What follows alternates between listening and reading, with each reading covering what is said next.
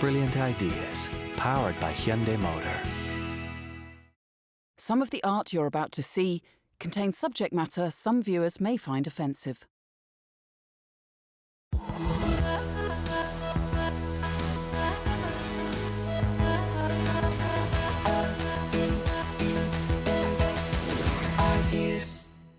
It is a very good vein, so I'm going to go and do this right where I always do it, and you just keep nice and still, please, don't move.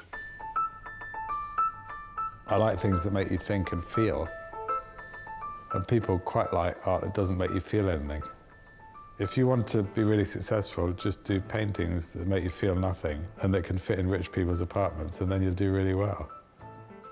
But you'll be represented in the history of art by one postage stamp. I think it's a long game. You know, I'm thinking about people who haven't been born yet. I'm thinking about communicating what the world is now to the future. Life, death, existence, aesthetics and beauty. I mean, all these are really big themes that run through his work.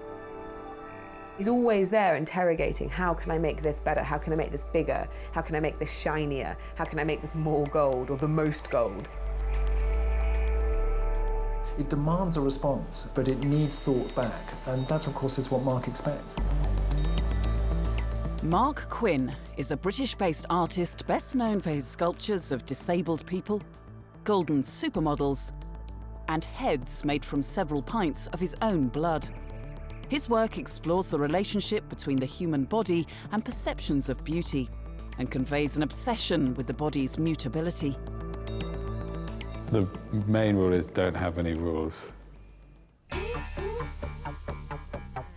Marc exploded onto the public conscience in London in 1997 at Sensation, the infamous Royal Academy exhibition. His sculpture there was the first in a series of self-portraits known as Self, a head made from his own blood. When that piece first emerged in the 1990s, people immediately saw that it was something significant and something different. Not only is it the shape of the sitter, me, but also it's made of the sitter. So it's made of my blood. So this kind of almost reductum to the absurd of the idea of the self-portrait, that it should actually be made of the person. It blurs the boundaries between portraiture and still life. I found a doctor, I explained the idea to them, and they were willing to take the blood from me. So I went every 6 weeks for just over a year. And then when I had all the blood, I defrosted it all, poured it into the mould of the head in a freezer, and then, you know, took the mould off and put it in this display cabinet that I'd created that was actually a deep freeze. There are 5 of them. I'm working on number 6 now, Existence and Me, which means that there's 60 pints of my blood in the world, and I'm still alive. So it's about the miraculous power that the human body does to reproduce itself, as well as looking like a severed head. Marc's blood sculpture at Sensation was a critical success, but his original head had been a complete technical disaster, with his blood freeze-drying rather than preserved. To make the sculptures last, he needed to find a scientific solution. I realised that if I could put it into some kind of substance that would stop the air getting to it, it would be all right. And in fact, that substance turned out to be silicon, the same silicon oil they use in breast implants, which has the quality that it's liquid to minus 50 degrees or something like that. So you could have a liquid that's frozen, so you just put the head in it and it seals it up at the top.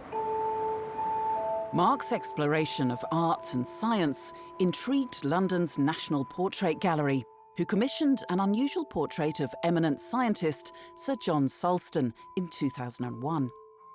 This was created using DNA taken from the geneticist himself.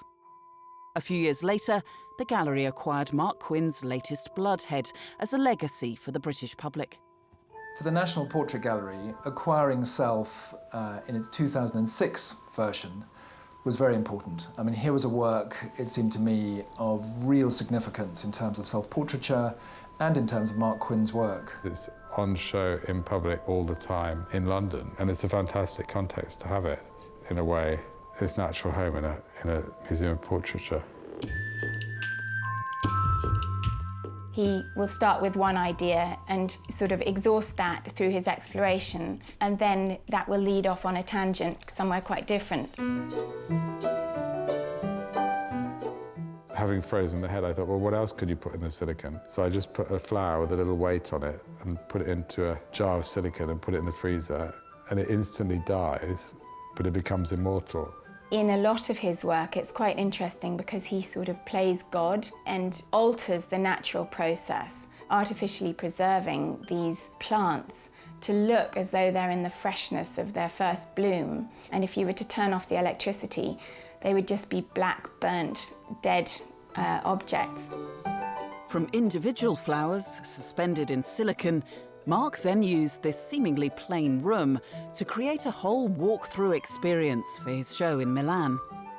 Entitled Garden, it contained plants from different seasons and continents, plants which were impossible to grow together. Marc used scientific breakthrough to connect with a recurring theme in the history of art. I've always liked these flower paintings from studying Dutch art. But of course, in the 17th century, you had to wait for a whole year to do your painting because you had to wait for each flower to come into season and then you'd paint it in your painting. The big enterprise of the garden, I think, is very memorable, and I think is one of the most important pieces that he did because it tells all the story without being personal, without using his own body, telling about the ephemerality of life, ephemerality of beauty, but at the same time, the idea of eternity, that's art.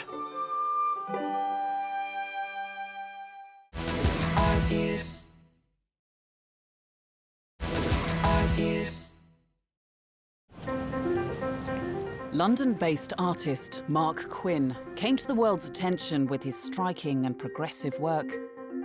His upbringing was fairly conventional. I was brought up just outside London and then in Paris for a while and then in England again. And, you know, it's a pretty normal childhood, really. Outside a lot, doing stuff outdoors. But his parents were influential on the young Marc. My father is a physicist, and I'm sure that that had an influence. His work is mainly about metrology, which is the measuring of things. So he was doing stuff about freezing, about the lowest frozen, the lowest temperature you could get to.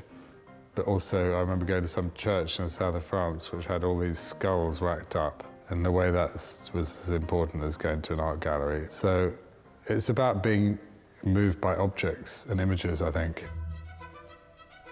Marc's fascination with objects and images saw him take an academic route to becoming an artist. He read art history at Cambridge University. To study the history of art is really important because, first of all, you realise all art was once contemporary. And secondly, you know, you learn what's happened. You don't just redo things that exist already. Or if you do, you're doing it on purpose. This key idea of taking art history as a jumping-off point and developing it led to one of Marc's most famous series of sculptures.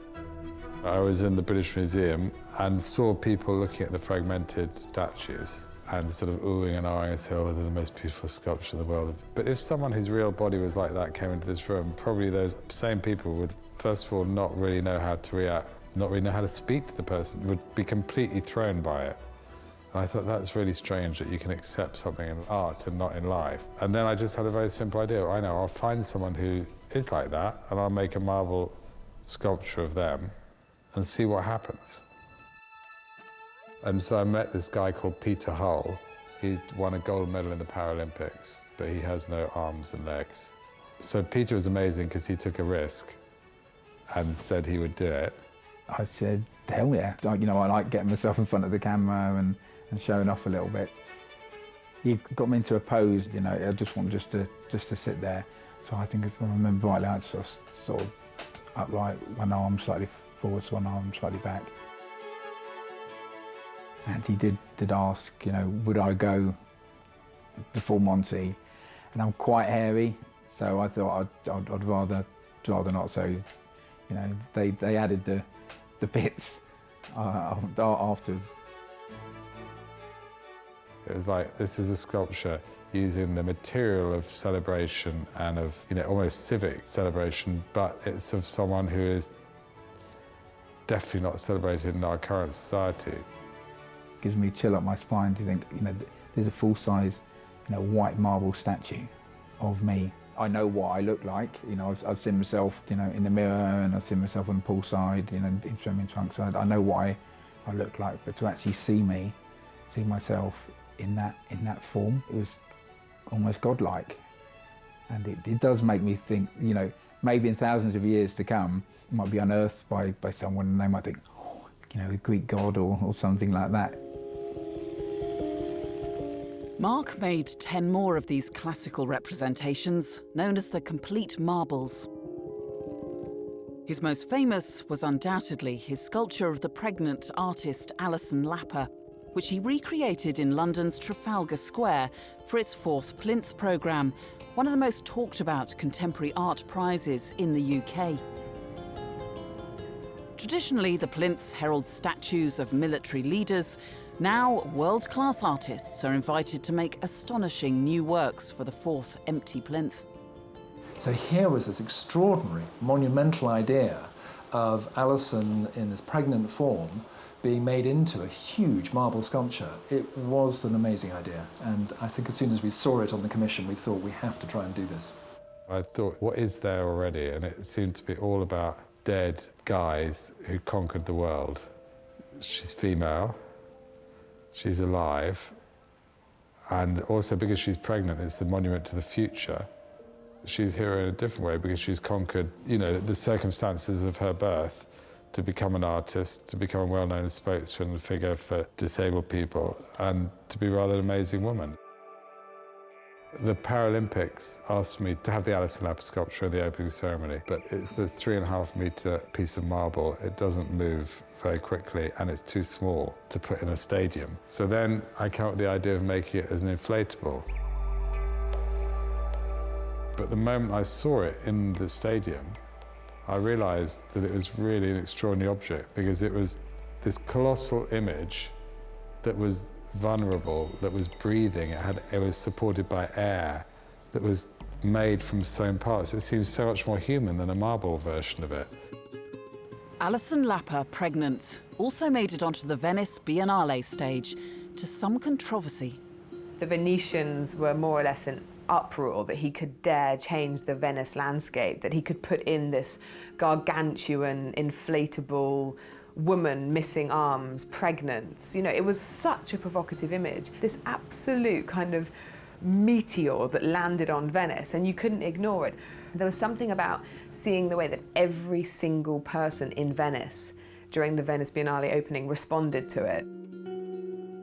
I had a huge fight with the priest in front of the church because it was really negative. And as I was discussing, say, but you are supposed to support any pain, any diversity. You're religious, And he was shocked because he didn't realize it was censorship. He was censored the subject and not the sculpture.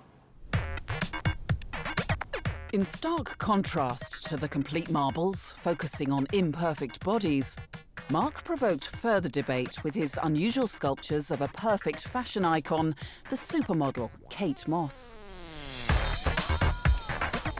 I have to say I was immediately appalled, but I think that's what he wanted me to feel. I couldn't believe the shock value of taking this cultural icon and putting her in this absolutely ridiculous, quite disgusting yoga pose, and then being even more disgusting with this 18-karat gold. This is absolutely kind of art gone mad.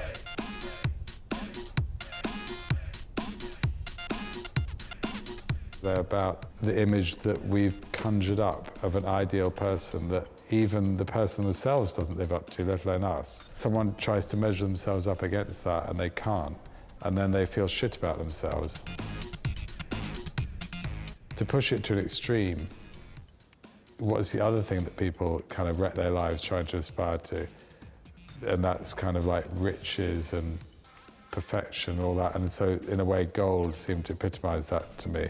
So if you make this image of the impossible in the material of the impossible, then you have this kind of contemporary goddess in a way. The financial crisis happened just months later.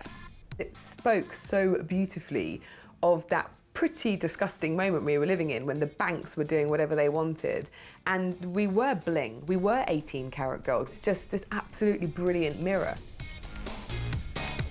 But Marc's reflection of society would result in some of his most controversial works yet, shining a light on minorities and issues surrounding 21st century identity.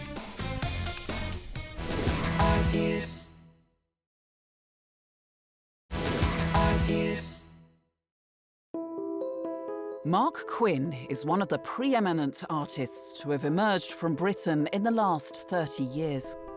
His most famous works have captured our imagination and provoked debate about who we are in the 21st century.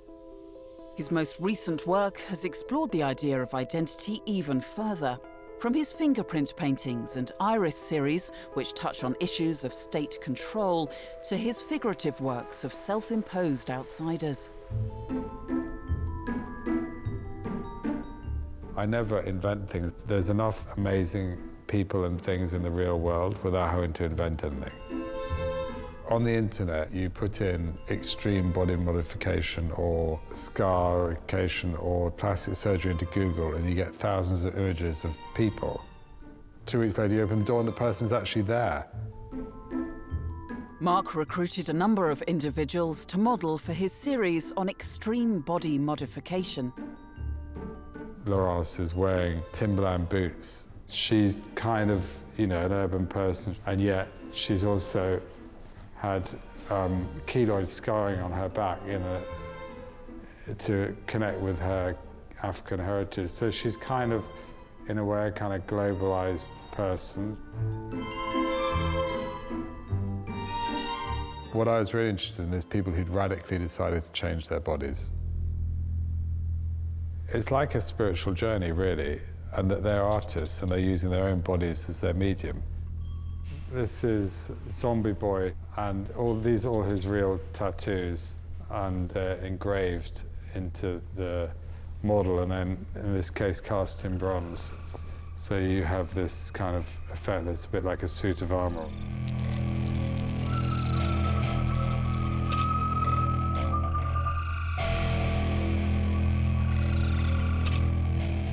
Marc Quinn didn't need to do so much, given that they'd already been doing the work. I think he's kind of drawn back. He's then made actually more traditional portrayals in sculptural form of them. I mean, they're just sort of more direct. I'm now coming around to the idea that actually Marc Quinn is a very Baroque artist. Quinn's work is very dramatic. Sometimes it's completely over the top, so much so that it slightly repels us when we first see it.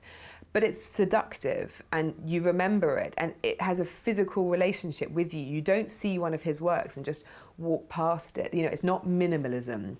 It's not just pure conceptualism. It's quite grabby. Never more so than in his sculptures of two transgender porn stars named Alana and Buck. I think a great artwork crystallizes something about the time it's made, but also something about the human condition that is always there. I think generally it's about bringing real life into art and making art about things that are about real life and not just art for art's sake. At the time in 2010, there's quite a lot of people saying, oh, it's so sensationalist and all that.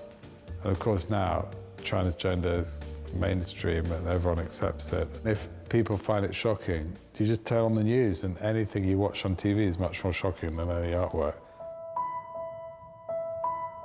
The media's portrayal of prisoner abuse during the Iraq War spurred Marc into responding to the images he was consuming. I saw that picture of the prisoner in the Abu Ghraib prison, that, standing there, and the first thing, apart from thinking that it's obviously a horrific image of suffering, it's also an extraordinary image because it is like so many other famous images of suffering in the history of art. It's like Goya, it's like a crucifixion. And then I thought, well, but actually we have to come back to the reality of it. The more an image is repeated, the more unreal it becomes. And so then by restaging the sculpture and making it in 3 dimensionals, in bronze, life size, and then when you're in a room with it, you're brought right back to that other room where it actually happened, and it suddenly becomes a real thing. The media's depiction of violence continues to influence his work in his History Paintings series, an update on the artistic tradition of paintings and tapestries that portray historical events. So this is one of the tapestries from the History Paintings series, Jacquard weave. So this image is from the riots in Turkey. Tapestry is actually only made of threads, nothing else. So you have these really, really weak threads that any child could break. But when they're woven together, you can't break it. Even the strongest person in the world couldn't rip it apart. So it seemed to symbolically reflect the way that these grassroots movements from using social media come together and can overthrow quite a powerful top-down autocracy. It's like a sculpture of an image. These little kind of, the way these threads knot together give it a kind of three-dimensionality.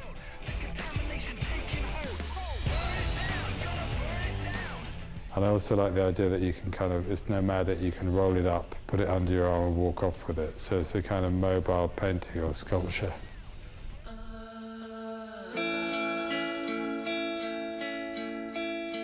Once more, Marc is returning to the subject of his own identity. 25 years after creating his first Head in Blood, this year he's now producing the 6th version for his ongoing series, Self. It's a work that's part of my history and part of what I do. I always think of it as Rembrandt redone by Beckett. Rembrandt made so many self-portraits that they're almost like a diary, like an autobiographical visual journey. And when you see Marc's head cast in blood, frozen blood, you're thinking so much about life and death, the role of the artist. It's a biological biography, isn't it? Scientists can probably look at the blood and then chart everything about me, much more than you can from Rembrandt's self-portrait, where you just see what he looks like when he wants to, how he wants to present himself on that particular moment. You can probably find out what I'm eating, am I healthy, am I unhealthy, all these. At the beginning of it, I was alcoholic, so probably it's got a lot of alcohol in it. It's like a whole library. It's really celebratory because the fact that you're looking at it means that he's still alive. They're doing well.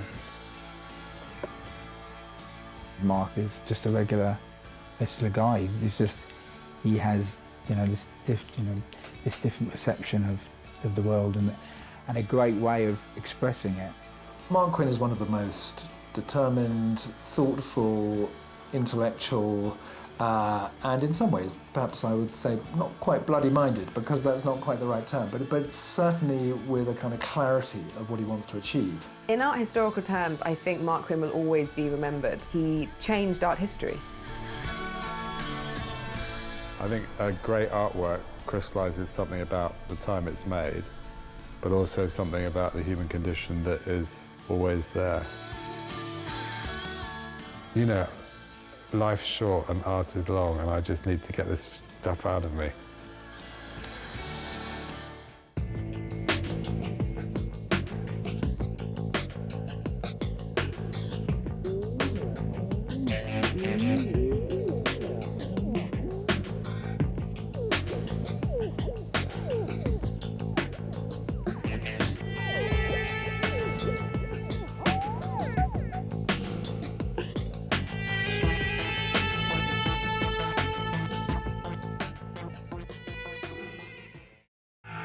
Brilliant ideas, powered by Hyundai Motor.